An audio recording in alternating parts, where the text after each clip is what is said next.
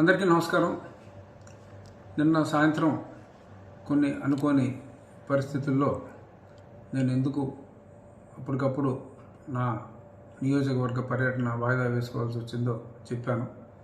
ఆ తర్వాత రాత్రి చాలామంది నాకు తెలిసిన అధికారులతో ఇంకొద్ది మందితో మళ్ళీ పొద్దున్న కూడా ట్రై చేశా ముఖ్యమంత్రి గారి ఆఫీస్కి. మరి నో రిప్లై. బ్లూ టిక్లు వస్తున్నాయి కానీ నో రిప్లై. సో కావాలని అవాయిడ్ చేస్తున్నారు. మరి వారి పనులు ఒత్తిడి వల్ల చూడలేదు, నాకైతే తెలియదు. కానీ ఒకటి మటుకు నాకు వచ్చిన ఇన్ఫర్మేషన్లో అధికారులు కూడా ఇచ్చారు, ఇంటెలిజెన్స్ అధికారులు కూడా ఇచ్చారు.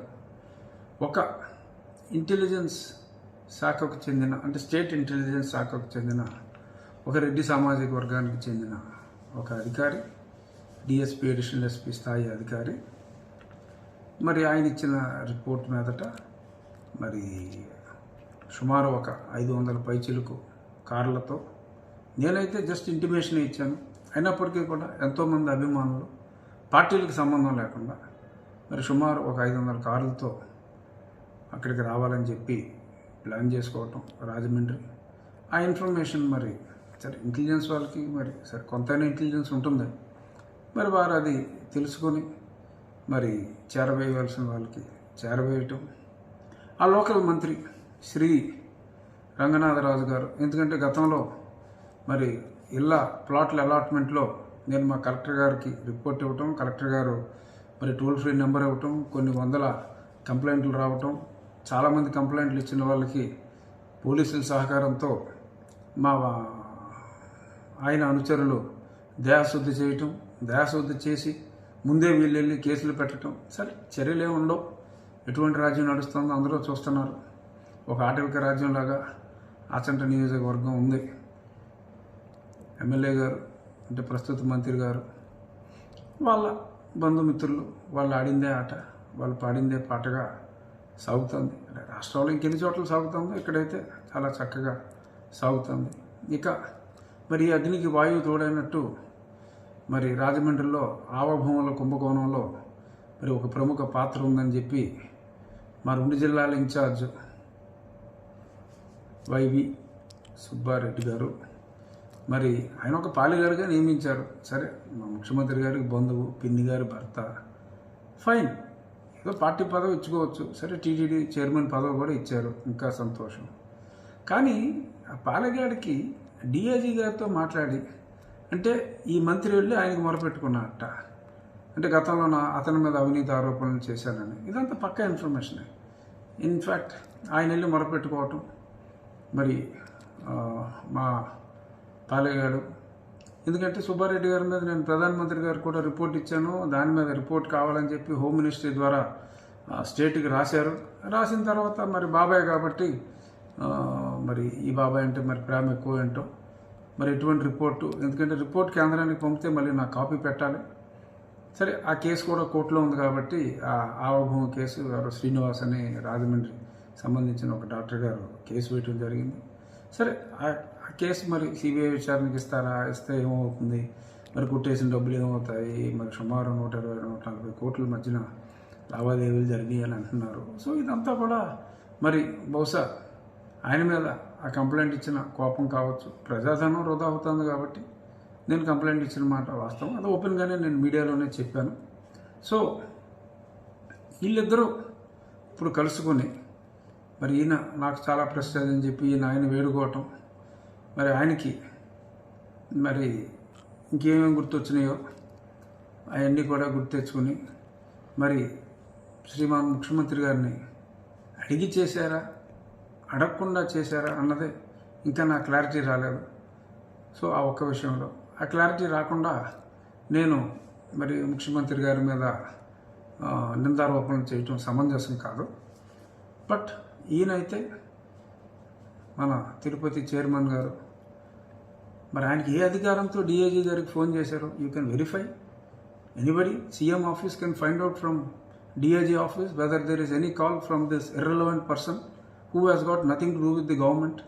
ఒక తిరుపతి చైర్మన్ అయితే ఈ రేంజ్ డిఐజీ తోటి మాట్లాడవలసిన పని అంటే, గుడి కట్టుకోవాలంటే గుడికి సెక్యూరిటీ కావాలంటే మాట్లాడుకోవచ్చు. స్థానికంగా ఎన్నికైన ఒక ఎంపీ మరి అతని కాన్స్టిట్యున్సీకి అతను వెళ్తూ ఉంటే ఒక ఎమ్మెల్యేతో ఇతను కుమ్మక్కే ఆ డిఐజీతో మాట్లాడి ఎలాగైనా సరే నన్ను అరెస్ట్ చేయమని చెప్పి ఎస్సీ ఎస్టీ అట్రాసిటీ కేసు. ఆ మోడస్ ఆపరాండి ఏంటంటే కొంతమంది వస్తారట నేను వెళ్ళేటప్పుడు, ఎందుకంటే రోడ్డు మీద కొంతమంది వస్తే మరి ఆపాల్సిన పరిస్థితి రావచ్చు, వాళ్ళు మనల్ని మాయ చేయడానికి దండలతో కూడా రావచ్చు. సో మరి 4 చెప్పులో 4 గుడ్లో అయ్యో వేస్తే నేను నోరు మూసు కూర్చున్నప్పటికీ కూడా కొద్దిమంది అధికారులను కూడా మరి ఒక సామాజిక వర్గానికి చెందిన అధికారులను అక్కడ పెడతారట, మరి వారు సాక్ష్యం ఇస్తారట, నేనేమో కోపంగా వారిని దూషిస్తానట. దూషిస్తే అప్పుడు నా మీద మరి ఒక పవిత్ర ఉద్దేశంతో పెట్టిన ఒక మంచి చట్టాన్ని దుర్వినియోగం చేసి నా మీద కేసు పెట్టి నన్ను అరెస్ట్ చేయాలట. ఇది వాళ్ళ మోడస్ ఆపరాండి, వాళ్ళ ప్లాను. మరి ఇటువంటి దుర్మార్గాలు జరుగుతూ ఉంటే ఒక ప్రజాప్రతినిధిని సరే ఇది చూస్తే మీకు ఏదో ఒక పాత సినిమా స్టోరీ గుర్తొచ్చి రావచ్చు. ఆ పాత సినిమా ఏంటంటే ఒక 5-6 నెలల క్రితం జేసీ ప్రభాకర్ రెడ్డి గారిని ఈ రకంగా అక్కడికి సంబంధం లేని ఒక సర్కిల్ ఇన్స్పెక్టర్ని అక్కడ పెట్టి ఆయన సామాజిక వర్గం ఏదో ఈయనకి తెలియదు, ఈయనేమి అనని మాటలన్నీ అన్నారని చెప్పి ఆయన మళ్ళీ జైల్లో పెట్టి ఆ జైల్లో ఆయన కరోనా తగిలించి ఈ ప్రహసనాలన్నీ చూసాం. అదే ప్రహసనం సో అనంతపూర్లోది మళ్ళీ ఇక్కడ రిపీట్ చేయాలని చెప్పి ప్రయత్నం చేయటం. సరే అక్కడంటే ఆయన మరి అపోజిషన్ పార్టీ, సొంత పార్టీ వాళ్ళ మీదే మరి ఇష్టం లేకపోతే మరి పంపించేయడానికి రకరకాల మార్గాలు ఉన్నాయి. వాటి గురించి కూడా నేను చెప్పాను. మరి ముఖ్యమంత్రి గారు మరి ఇటువంటి పైగా ఇప్పుడు ఎవరో చేశారంటే దానికి ఎంతో కొంత అర్థం ఉంది. ముఖ్యమంత్రి గారు మీ సొంత బాబాయ్ చేస్తే అడగరండి మీరు, ఏంటిది? Do you think I'm going to keep quiet my dear chief minister sir? చేతులు ముడుచుకుని కూర్చుంటాం అనుకుంటున్నారా? ఈ మీరు ఆగడాలు దురాఘాతాలు చేస్తే ఏంటండి? ఆ సంబంధం లేని వ్యక్తి మీరు సజ్జల రామకృష్ణారెడ్డి అనే ఒక వ్యక్తికి మీరు ప్రజా సంబంధాలని చెప్పిస్తే పార్టీలో పనిచేస్తాడు, ప్రజా సంబంధాలని చెప్పి పెడతారు. ఏం మాట్లాడండి ఆయన? ఒక 14 సంవత్సరాలు ముఖ్యమంత్రి చేసిన వ్యక్తిని, ఇప్పుడు ప్రతిపక్ష నాయకుడిగా ఉన్న వ్యక్తిని నీకు రక్షణ ఇవ్వలేమో, ఏదైనా జరిగితే మాకు సంబంధం లేదని అంటారా? అసలు ఇతనికి ఏంటంటే సంబంధం? ఒక పార్టీ జనరల్ సెక్రటరీ, అతనికి శాఖ మీరు ఇచ్చింది ప్రజా సంబంధాలు ఏదో. హోమ్ మినిస్టర్ గారు ఒక ఆవిడ ఉన్నారు. Easy the de facto home minister or easy the de facto chief minister? అంటే నేను చెప్పేది ఒక 14 ఏళ్ళు ముఖ్యమంత్రి చేసిన వ్యక్తికి మరి ఇప్పుడు ప్రతిపక్ష నాయకుడికి కూడా మరి ఈ రకంగా మరి మీకు తెలిసి జరుగుతుందా తెలియకుండా జరుగుతుందా అన్నదే మరి నేను చెప్పలేని పరిస్థితి. మొన్నటి వరకు అయితే నాకు బెనిఫిట్ ఆఫ్ డౌట్ ఉండేది. రోజు రోజుకి మరి ప్రజల అనుమానమే నిజమేమో అన్న రీతిలో మీ వ్యవహారం ఉంటుంది. చాలామంది ముఖ్యమంత్రులు చూసాం సార్. ముఖ్యమంత్రి గారు మీదేదో పెద్ద పోస్ట్ అనుకుంటున్నారు, కాదు.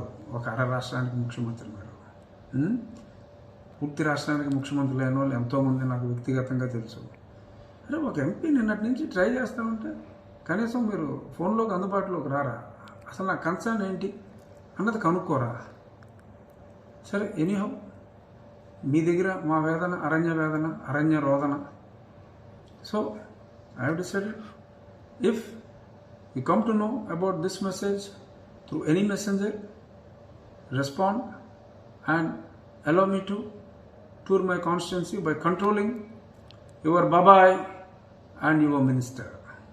If you are not able to control them, the only option left for me is I'll go to the court, I will explain the lawlessness in the state, and I'll seek for protection from the court. And if before our parliament starts, if I am not able to get the right reply from you or any protection through the court by the irresponsible behavior of your police, then only option is I have to raise the issue in the parliament about the lawlessness in the state, which is not good for the state and for you. I hope you will understand. మీకు అర్థం కాదని ఇంగ్లీష్లో మాట్లాడాల్సి వస్తుంది. I hope you would understand the gravity of the situation, my dear Chief Minister sir, and please take the corrective steps without any further delay. Talk to your Babai and find out whether he did speak to the DIG or not. His name is Mr. Mohan Rao. Find out from him whether he spoke to him or not, whether any instruction is given to arrest me by alleging some false, by filing some false cases against me. తప్పు చేయొద్దు అని మీకు విన్నవించుకుంటున్నాను. తప్పు సరి చేసుకోకపోతే చూద్దాం. Thank you.